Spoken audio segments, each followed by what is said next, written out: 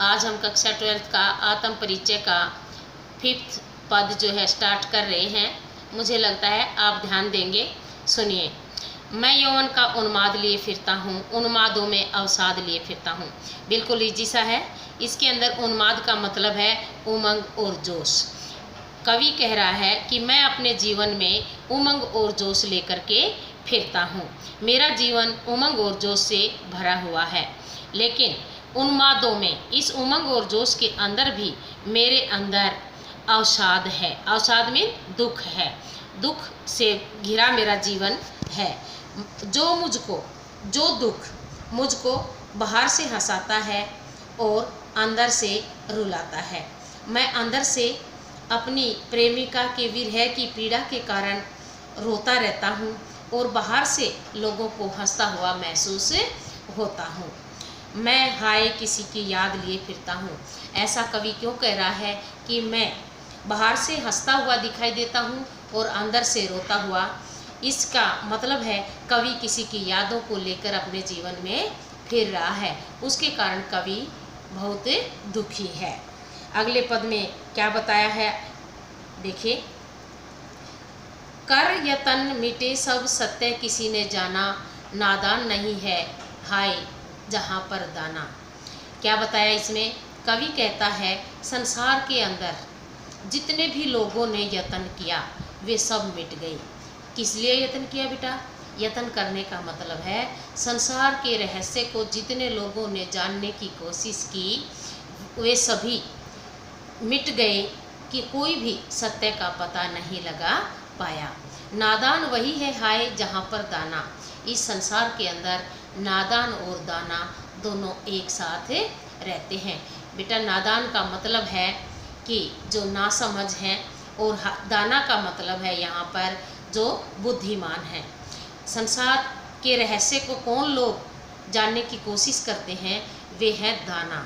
और दाना भी, जब समझदार लोग भी, बुद्धिमान लोग भी जब संसार के रहस्य को नहीं जान पाए तो वे भी नादानों की तरह ही हो गए और उसी धरती पर रहते हैं जहाँ नादान रहते हैं, वहीं पर दाना रहते हैं।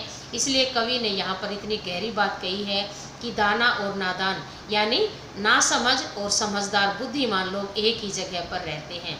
फिर ऐसा है, फिर मूड न क्या जग।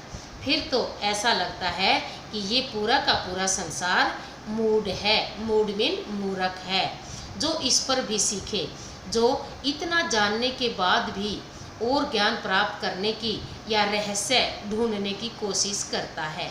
मैं सीख रहा हूँ सीखा ज्ञान भुलाना। मुझे तो ऐसा समझ में आता है कि जितना ज्ञान हमने सीखा है उसे भी भुला देना चाहिए। कोई भी जब संसार का रहस्य नहीं जान पाया तो अब और मेहनत करने से क्या संसार के रहस्य को जान पाएंगे? तो इसलिए हमें कुछ भी सीखने की ज़रूरत नहीं है और जो ज्ञान हमने सीखा है उसे भी भुला देना चाहिए। मैं तो ऐसा सोच रहा हूँ।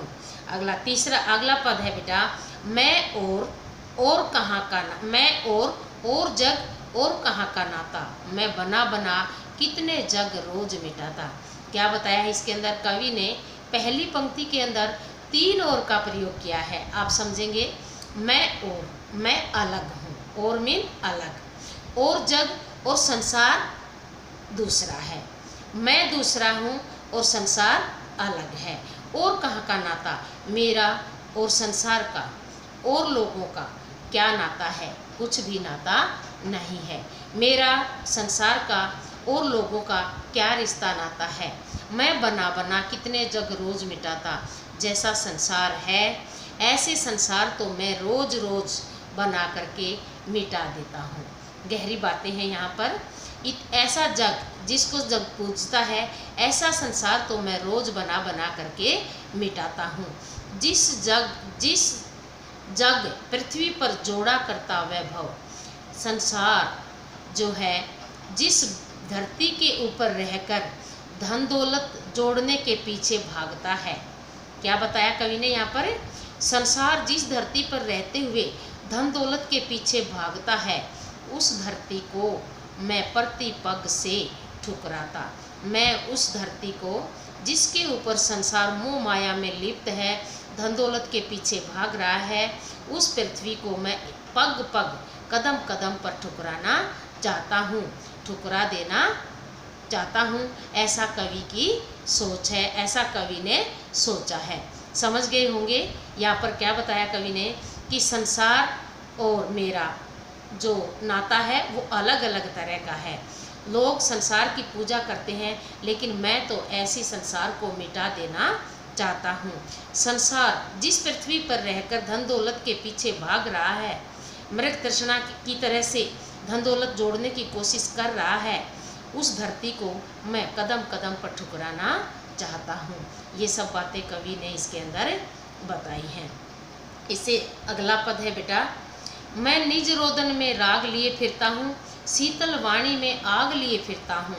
हो जिस पर भूपों के पारसाद निछावर, मैं वह खंडर का भाग लिए फिरता हूँ। कवि क्या कहने की कोशिश करता है, मैं निज रोदन में राग लिए फिरता हूँ। मैं निज मिन खुद, रोदन रोता हूँ, मैं राग लिए फिरता हूँ। मैं जब रोता हूँ तो ऐसा लगता है जैसे मैं गाना गा रहा हूँ, राग में गाना गा रहा हूँ। शीतल वाणी में आग लिए फिरता हूँ, ऐसा लगता है मेरी जो शीतल वाणी है उसके अंदर मैं आग लेकर के फिरता हूँ। कवि अपनी सच्चाई बताने की कोशिश करता है कि मैं रो रहा हूँ और लोग समझते हैं मैं राग गा रहा हूँ। मेरी वाणी लोगों को शीतल लगती है, मैं मधुर वाणी में बोलता हूँ, लोग ऐसा समझते हैं, लेकिन मेरी वाणी के अंदर वियोग रूपी आग है। हो जिस पर भूपों के प्रसाद निछावर, मेरी वाणी के ऊपर, भूपों में राजाओं के प्रासाद निछावर, मैं राजाओं के महलों को बलिदान कर देना चाहता हूँ, नौछावर कर देना चाहता हूँ। अगर कोई मुझे ये कहे कि तू महल में रहे तो मैं उस महल को मिटा देना चाहता हूँ। मैं तो केवल खंडहर का भाग बनना चाहता हूँ, मैं तो खंडरों में जीवन जीना चाहता हूँ। तो बेटा ये थे आपके इतने पद। अब इस वीडियो के अंदर इतना ही काफ़ी है। अब अगली वीडियो बनाएंगे, जो बचा है उस चैप्टर को उसके अंदर लेंगे। तब तक के लिए थैंक यू।